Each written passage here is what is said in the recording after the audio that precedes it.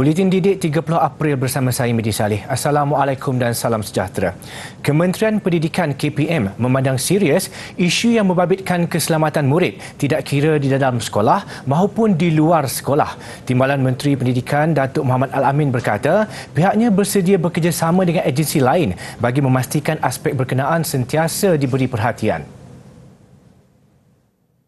Beliau menegaskan isu tular mengenai murid sekolah di kampung Nan Kawangan, Nabawan yang terpaksa menaiki rakit atau bergayut pada kabel zip line untuk menyeberang sungai tiada kena-mengena dengan KPM kerana infrastruktur itu adalah infrastruktur awam bukan di kawasan sekolah. Ujarnya jambatan gantung dihanyutkan banjir bulan lalu yang menjadi laluan utama murid ke sekolah sebelum ini adalah jambatan awam dan bukan dalam kawasan sekolah. Video tular tersebut dilihat seolah-olah menjadi satu isu KPM sedangkan ia di bawah tanggungjawab agensi lain.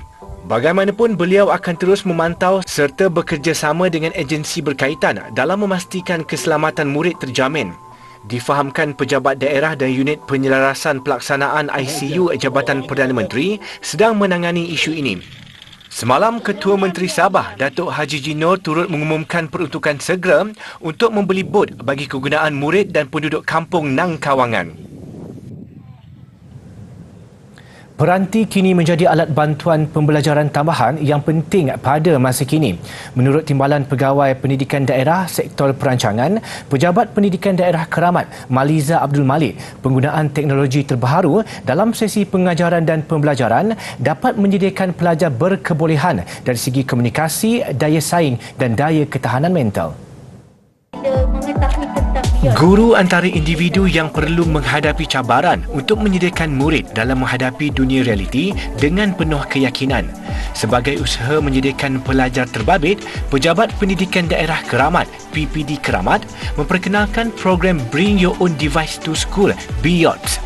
Program BYOTS ini bermatlamat untuk memperkembangkan pembelajaran interaktif berasaskan teknologi maklumat dalam pengajaran dan pemudahcaraan iaitu PDPC di dalam bilik darjah.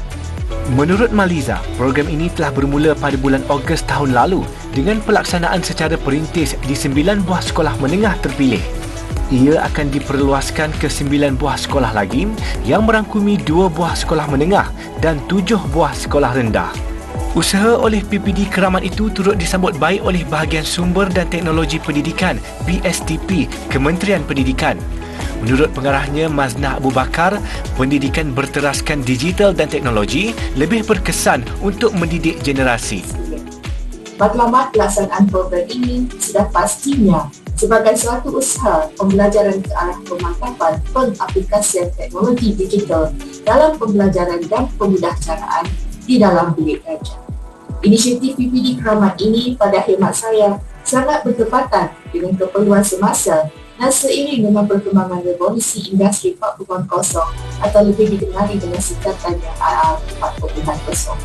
Perkembangan IR 4.0 memberi kesan langsung kepada bidang pendidikan yang menjadi asas kepada penyediaan tenaga kerja pada masa hadapan, di samping menyokong hasrat kementerian mewujudkan smart classroom di sekolah-sekolah. Inisiatif dan komitmen PPD Keramat juga amat dihargai berikutan melaksanakan hasrat KPM terlebih dahulu. Tambah Maznah lagi, pihak sekolah dan guru juga perlu selari dengan perubahan semasa dalam pengajaran dan pembelajaran.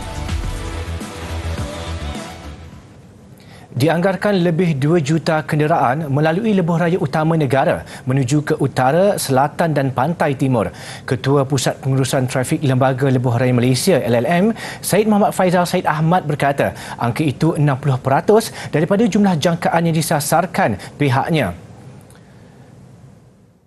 Dalam tempoh ops selamat ni, kita menjangkakan bahawa keadaan trafik ini akan mencapai 5 juta kenderaan. Itu kita punya fokus pihak LLM lah. Ya, baru 60%. Tambahnya, angka itu tidak termasuk kenderaan yang menggunakan lebuh raya lain seluruh negara. Pihaknya juga mengesan 11 lokasi utama kesesakan, antaranya di Tol Gombak, Bidur Tapah dan di Terowong Menora. Kesesakan juga dijangka berlaku apabila orang ramai dilihat menggunakan sebaiknya tawaran tol percuma. Untuk itu, pengguna lebuh raya dinasihatkan sentiasa berhati-hati ketika memandu.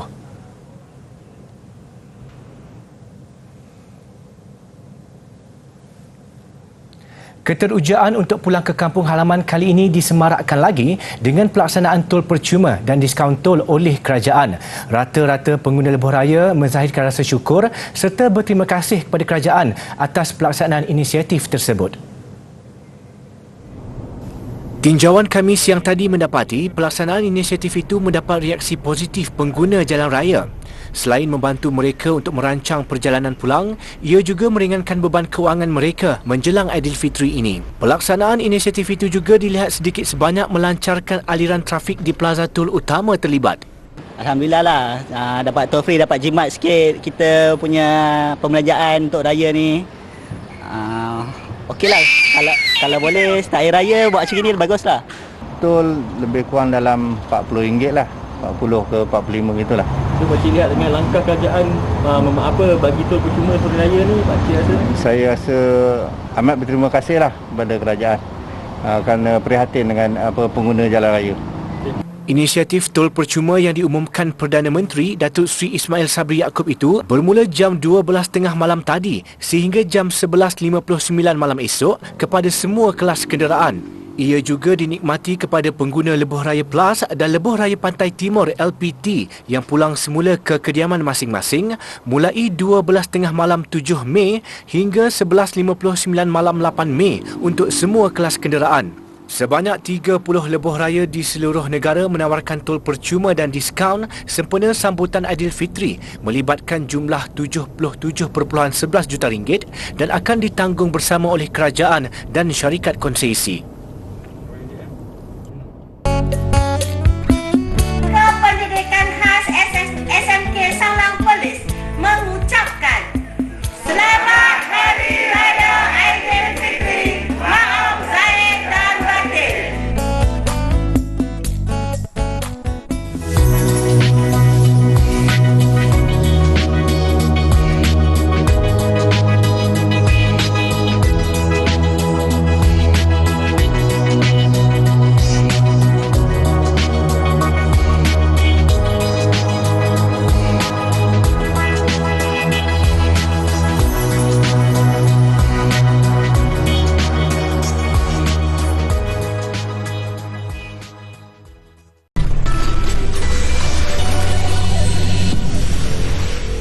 Bertemu kembali.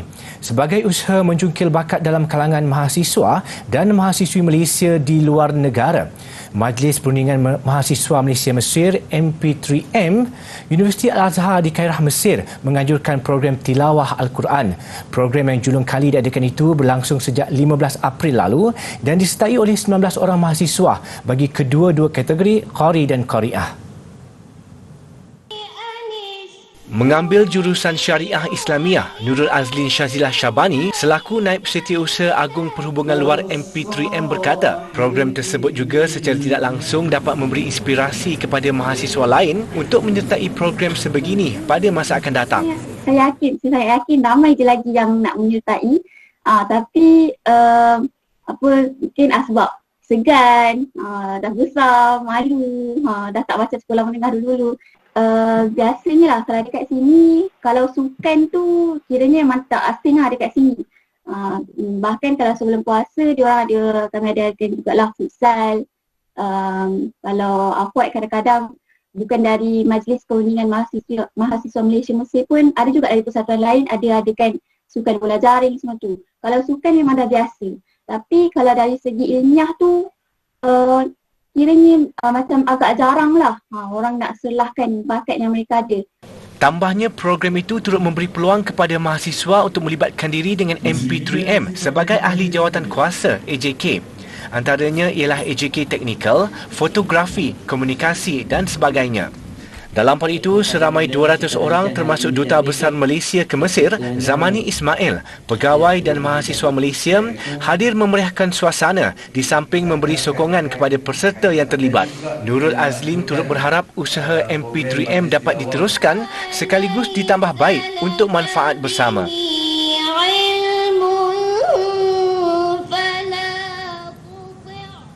Penghasilan sesuatu melodi untuk halwa telinga pendengar itu tanggungjawab besar yang dipikul individu bergelar komposer. Pelbagai genre yang dihasilkan manusia kreatif ini sejak zaman berzaman demi menghiburkan selain untuk menyampaikan mesej tertentu kepada pendengar. Kita dekati seorang komposer muda untuk segmen Kerjaya minggu ini.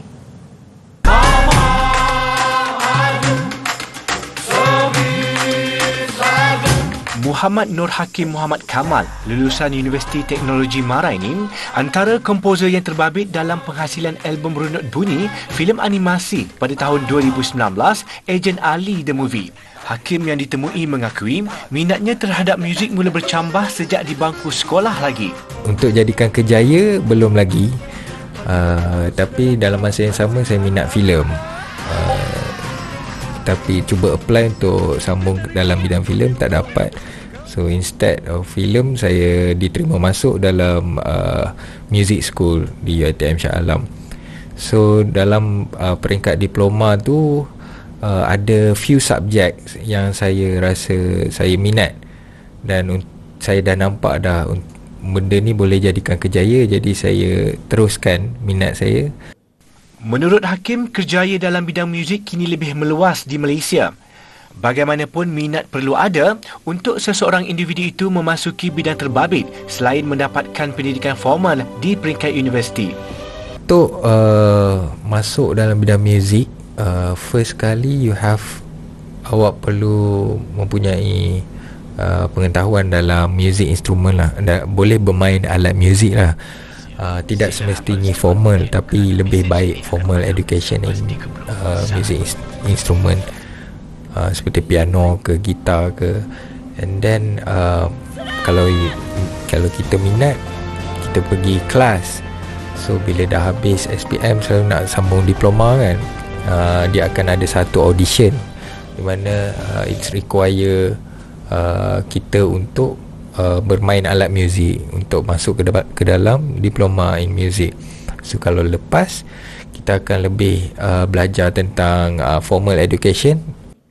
Hakim mengakui pelbagai cabaran dihadapinya sepanjang berkarya, terutama untuk menghasilkan yang terbaik apabila melibatkan sesebuah naskah besar seperti terbabit dalam filem animasi.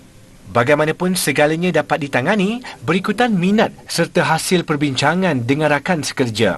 Sepanjang 6 tahun berkecimpung dalam bidang muzik, Hakim berjaya tercalon untuk kategori skor muzik asal terbaik dalam Festival Filem Malaysia untuk Agent Ali The Movie Misi Neo. Selain itu, Hakim dan rakan sekerjanya turut memenangi anugerah penataan bunyi terbaik di Festival Filem Malaysia.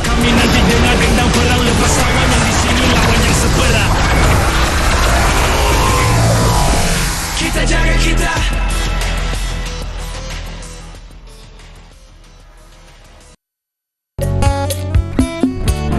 Kami dari SMK Dharma mengucapkan selamat Hari Raya Aidilfitri. Maaf lahir dan batin.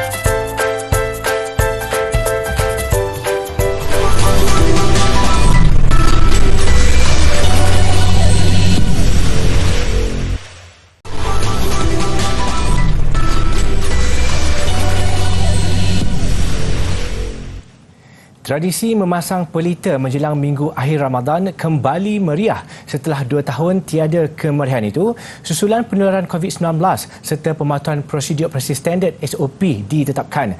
Memasuki fasa peralihan endemik membolehkan penduduk kampung melepaskan rindu mereka untuk kembali melakukan rutin saban tahun itu.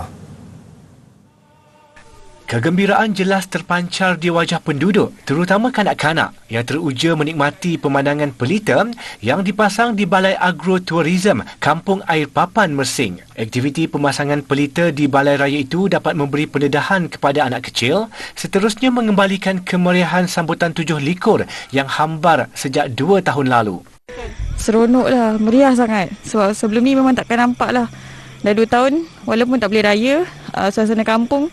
Tahun ni lah nampak, tahun lepas memang boleh raya terdekat kan, tapi taklah semeriah macam ni.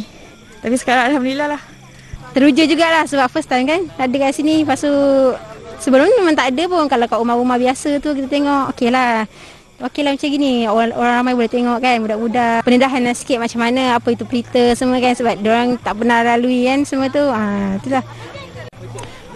Saya selaku penduduk di Mesing ini merasakan aktiviti sebegini adalah sepatutnya menjadi aktiviti tahunan bagi rakyat di daerah Mesing ini. Kerana seperti yang kita sedia maklum, antara daerah yang sering kali ataupun sinonim dengan aktiviti sebegini iaitu Tujuh Liko ni adalah di daerah Batu Pahat. Dan mungkin ini adalah salah satu orang kata permulaan bagi daerah Mesing bagi mempromosikan daerah Mesing ini sebagai salah satu daerah pelancongan, dan kita mulakan dengan malam Tujuh Liko sebegini. Pemasangan yang dibuat secara bergotong royong itu bukan sahaja dapat mengeratkan hubungan antara penduduk, malah menyemarakkan sambutan Tujuh Likur dalam kalangan anak muda.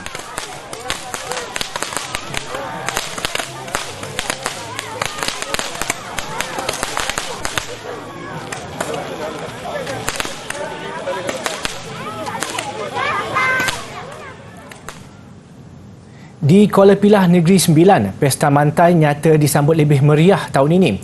Walaupun 1 Syawal berbaki beberapa hari lagi, namun kemeriahannya sudah mula dirasakan.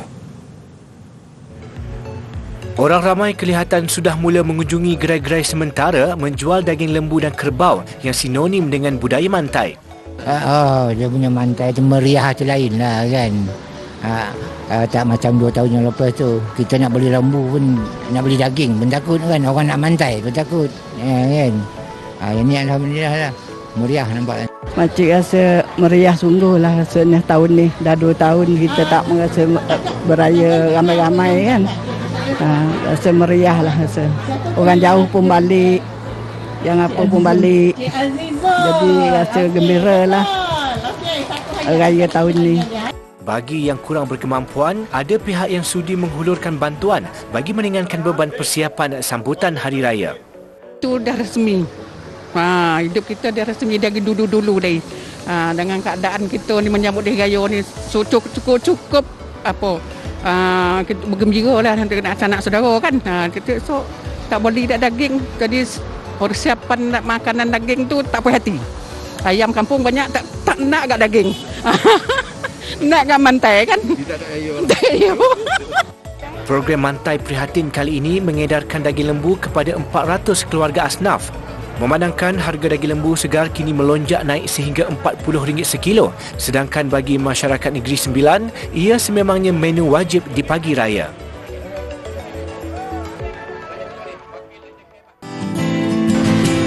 Kamera infrared akan mengesan haba pada yang dipancarkan oleh sesuatu objek. Objek yang panas akan kelihatan lebih terang di bawah spektrum infrared kerana ia memancarkan lebih banyak haba. Sebagai contohnya, dalam skrin ini kelihatan bahagian dahi dan juga leher berwarna putih, dan di dalam skil yang dipamerkan di sini, putih bermakna lagi panas. Bermaksud itu mengandungi lebih banyak haba di bahagian tersebut berbanding bahagian tepinya. Seperti dalam gambar ini ada gambar karpet berwarna biru. Warna biru menunjukkan ia lebih sejuk berbanding dengan bahagian leher dan juga bahagian dahi tadi.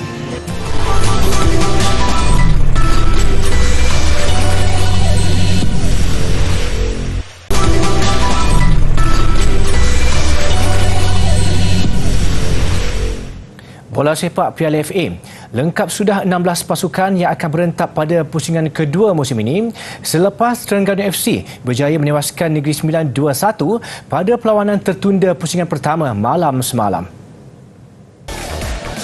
Terengganu jelas memanfaatkan peluang ketika melayan kunjungan Negeri Sembilan di Stadium Sultan Miza Zainal Abidin Gung Badak. Di depan pada minit ke-28 hasil jaringan sendiri pemain pelawat Harold Golan, Terengganu cemas seketika apabila Negeri Sembilan berjaya menyamakan kedudukan melalui tandukan pemain import Filipina Omid Nazari minit ke-35. Tersentak dengan jaringan pelawat, tuan rumah kembali memperkemas jentera serangan dan hasilnya pemain lincah Faisal Halim berjaya mencetak gol kedua Terengganu 3 minit berselang. Bersambung babak kedua, Negeri Sembilan cuba menggandakan asakan bagi mencari gol penyamaan, namun keputusan 2-1 kekal memihak Terengganu sehingga tamat masa permainan. Kemenangan ini menyaksikan Terengganu akan berdepan satu lagi pasukan Liga Super iaitu Kedah Darul Aman FC di pusingan kedua 13 Mei depan. Sementara itu, dalam satu aksi tertunda Liga Super, Selangor FC berjaya melonjak ke tangga kelima Liga selepas menudukkan Seri Pahang FC 3-1 di Stadium Majlis Bandaraya Petaling Jaya. Mendahului 1-0 menerusi tandukan Helison Kayon pada minit ke-37, Selangor menggandakan jaringan sebaik bersambung babak kedua melalui Hughie Henrique yang bijak melepasi perangkap offside pelawat. Sekalipun Seri Pahang berjaya merapatkan kedudukan 10 minit kemudian hasil jaringan pemain tengah Nur Azam Aziz, Selangor kembali selesa apabila Yazan Al-Arab menanduk masuk gol ketiga Red Giants minit ke-75. Tiada lagi gol menyusul, Selangor naik ke tangga kelima selepas mengumpul 8 mata, sementara Seri Pahang kekal berada di tangga ke-9 dengan 4 mata. Mengakhiri buletin didik, saksikan persembahan lagu raya oleh pelajar tingkatan 2 Sekolah Seni Malaysia Johor. Saya Medi Saleh, insya-Allah kita jumpa lagi. Assalamualaikum.